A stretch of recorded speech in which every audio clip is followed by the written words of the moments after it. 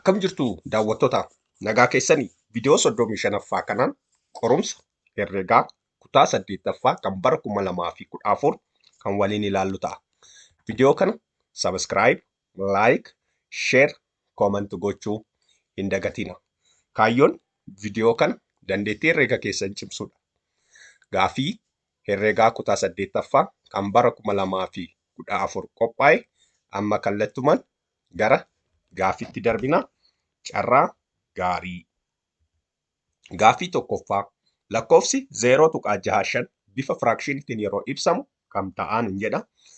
Deebii sirrii filannoo kam akka qabate kan waliin ilaallu ta'a jechuudha. Furmaata 0.65 walqixxataa 65 baay'isuu 1 dhibbaffaa. Kun immoo walqixxataa 65 irra dhibba ta'a jechuudha. Baay'ataan 65 bifa baay'ataa isaatiin yeroo baay'isnu 5 baay'isuu 13 65 ta'a jechuudha. Irra 5 baay'isuu 20 dhibba ta'a jechuudha. 5 5 waan baduuf meeqa hafa? 13 irra 20tu hafa jechuudha. Kanaafuu deebiin sirrii caa ta'a jechuudha. Gaafii lammaffaa negeetiivii 13 irra 4 hir'isuu cuftu keessatti negeetiivii 7 irra 3 walqixxataa bakka duwwaan hin jedha. Ammas deebii sirrii filannoo inni qabate kan waliin ilaallu ta'a jechuudha. Furmaata negeetiivii 13 irra 4 hir'isuu negeetiivii 7 cuftu keessatti irra 3 ta'a jechuudha. Kun poozotiivii ta'a jechuudha. Negeetiivii baay'isuu negeetiiviin as gidduu kanatti poozitiiviitti jijjiirama. Kanaafuu negeetiivii 13 irra 4 ida'uu 7 irra 3 ta'a jechuudha. Amma kiriskroosiidhaan ni baay'isna. Negeetiivii 13 baay'isuu 3 ida'uu 4 baay'isuu 7 irra 4 baay'isuu 3 12 ta'a jechuudha. Kanaafuu kun immoo yeroo baay'atu 30 negeetiivii 39 ida'uu 28 irra 12 ta'a jechuudha. Inni kun poozotiivii inni kun negeetiivii waan ta'eef 28 hir'isuu 39 irra 12 ta'a jechuudha. Kun immoo negeetiivii meeqa ta'a? Negeetiivii 11 irra 12. Deebii sirrii baa ta'a jechuudha. Gaafii sadaffaa lakkoofsota raashinaalii A irra baa, C irra daa fi E irra faa kamuufuu kanneen armaan gadii keessaa A irra baa baay'isuu cuftu keessatti C irra daa ida'uu E irra faa waliin walqixa kan ta'e kamiin jedha. Filannoo armaan gadii keessa kan deebii sirrii kan ta'e isa kamii kan jedhu waliin haa ilaallu. Furmaata A irra baa baay'isuu cuftu keessatti C irra daa ida'uu E irra faa walqixa ta'a. Kun amala baay'isuu ida'uu irratti qabu waan ta'eef A irra baa baay'isuu C irra daa ida'uu A irra baa baay'isuu E irra faa ta'a. Kun immoo amala raabsaa baay'isuu ida'uu irratti qabu jedhamuun beekamaa jechuudha. Deebiin sirrii Aadhaa jechuudha. Gaafii afuraffaa 9 irra 7 hiruu 3 irra 28 walqixa ta'a bakka duwwaan jedha. Kanas irratti amala isaa yaadachuu amala hiruu firaakshinii maal akka ta'e yaadachuu isin irra jiraata jechuudha. Furmaata 9 irra 7 hiruu 3 irra 28 walqixa ta'a maal ta'a? Kan hiruu 3 irra 28 fuggisoo isaatiin baay'isna jechuudha. Kanaafuu 9 irra 7 baay'isuu 28 irra 3 ta'a jechuudha. Kun immoo 3 baay'isuu 3dha irra 7 ida'uu 28 jechuun 7 baay'isuu 4 irra 3 ta'a jechuudha.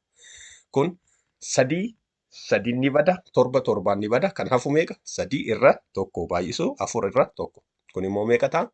12 irra 1dha. 12 irra 1 jechuun immoo 12 jechuudha. Deebiin sirrii caadhaa jechuudha. Gaafii shanaffaa furmaata hima walqixaa 8 hir'isuu 12 walqixa 5 ida'uu 6 kan ta'e kamiin jedha. Ammas filannoo sirrii deebii isa kam akka ta'e waliin haa ilaallu. Furmaata 8 hir'isuu 12 walqixa 5 ida'uu 6 tarmoota wal fakkaatan gara tokkotti ni finna.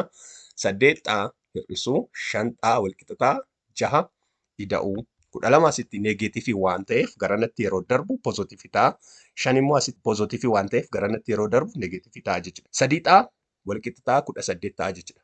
6 ida'uu 12 18. 3 Sadiif yeroo qoonnu xaa kophatti yeroo hambisnu 6 hafa jechuudha. Deebiin sirrii Aadha jechuudha. Gaaffii 6ffaa xaan miseensa lakkoofsa raashinaalii yoo ta'e tuuta furmaataa 4 xaa hir'isuu 8 irra guddaa 22 ida'uu 3 xaa kan ta'e kamii nuun jedha. Tuuta furmaataa isaa filannoo kamirra akka jiru kan waliin ilaallu ta'a jechuudha. Furmaata xaan miseensa tuuta lakkoofsa raashinaalii yoo ta'e 4 xaa hir'isuu 8 irra guddaa 22 ida'uu 3 xaa.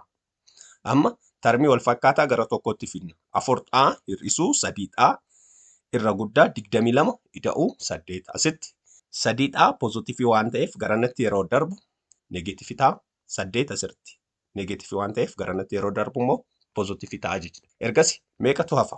Xaatu hafa. Kun immoo 22 ida'uu 8 30 ta'a jechuudha. Xaan irra guddaa 30. Deebii sirrii daadhaa jechuudha. Gaaffii 7ffaa. Kitaabileen 800 barattoota kutaa 8tiif walqixa qodaman.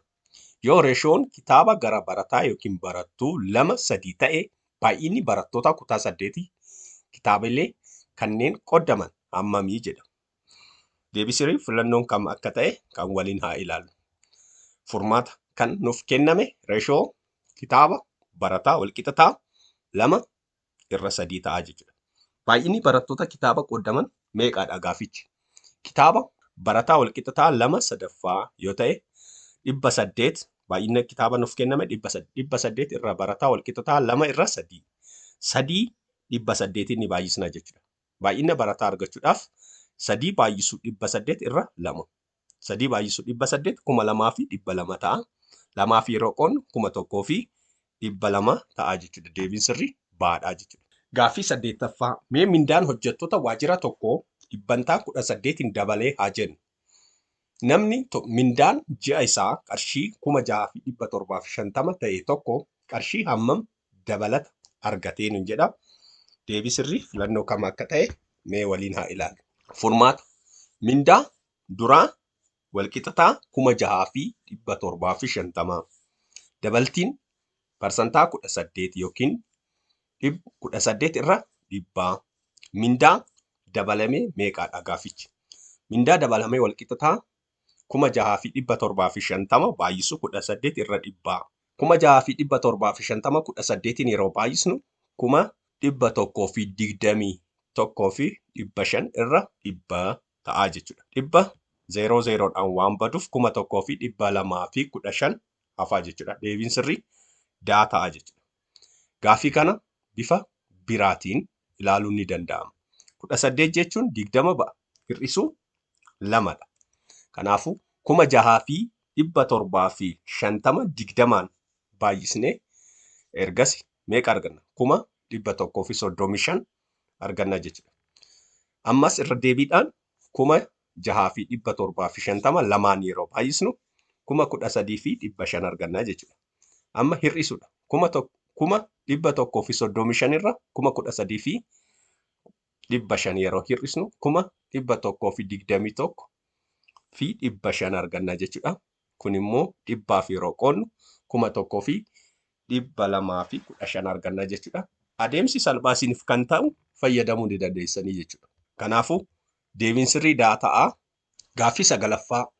Dhaabbanni daldala tokko meeshaa qarshii 4,200 bitee qarshii 4,746tiin yoo gurgurate dhibbantaa hammam buufatee jedha gaafichi.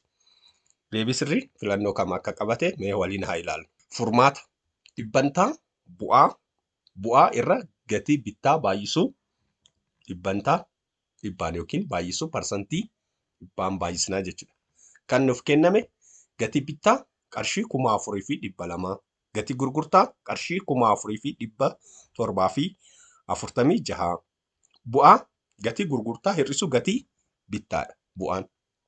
Kanaafuu 4,746 hir'isuu 4,200 qarshii meeqa arganna? 546 argannaa jechuudha. Dhibbantaa bu'aa 546 irra 4,200 baay'isuu dhibbantaa dhibbaan yookiin parsantii dhibbaan ni baay'isna. Kanaafuu meeqa arganna? 0-0dhaan waan baduuf 546 42 qonna jechuudha. Kun immoo 13 arganna jechuudha. Dhibbantaa 13 yookiin parsantii 13 arganna. Deebiin sirrii caa ta'a jechuudha. Gaaffii kurnaffaa. Giraafiin armaan gadii hamma qamadii kuntaalaan torbaan tokko keessatti gurguramee mul'isa. Giraafii kana sirriitti ilaalaa. Dalagee irratti guyyoonni torbaanii wixata hanga dilbata kaa'amaniiru. Olee irratti immoo gurgurtaa qamadii kuntaalaan. Haala odeeffannoo giraafii armaan olii sirrii kan ta'e kamidha? Gaafichi. A. Qamadiin guyyaa roobii gurgurame kuntaala 2,500. B. Qamadiin guyyaa jimaata gurgurame kuntaala 3,000. C. Qamadiin guyyaa sanbata gurgurame kuntaala 4,000. D. Qamadiin guyyaa dilbata gurgurame kuntaala 5,000 gadi jedha. Deebii sirrii kam akka ta'e sirriitti giraaficha ilaalaatii deebii isaa filadha. A. Yoo ilaallee wixata kuntaalli gurgurame 1,000. Wixata kuntaalli gurgurame naannoo 2,900. Giraafii irratti sirriitti ilaala. Roobii kuntaalli gurgurame kuntaala 2,000tu gurgurame jechuudha. Maaliif? Sarara irratti waan ooleef. Kamisaa kuntaalli gurgurame 3,100 naannoo sanii ni ta'a. Sarara irraa ol waan ta'eef jechuudha. Sarara kan oole jimaata 3,000. Jimaanni kuntaalli gurgurame 3,000dha. Sanbata qamadiin gurgurame naannoo kuntaala 4,900. Dilbata qamadiin gurgurame kuntaala 5,000dha jechuudha. 5,000 gadi miti. 5,000tu gurguramee dilbata. Kanaaf deebii sirrii kan ta'uu danda'u haala filannoo fi odeeffannoo kenname kanaan baadhaa jechuudha. Kuntaala 3,000 deebiin sirrii baadha. Viidiyoo keenya kanarraa asumarratti xumurreerra. Viidiyoo kana subscribe, like, share, comment gochuu hin dagatina. Hanga viidiyoo birootiin wal arginutti horaa bulaa nagaa naaf ta'a.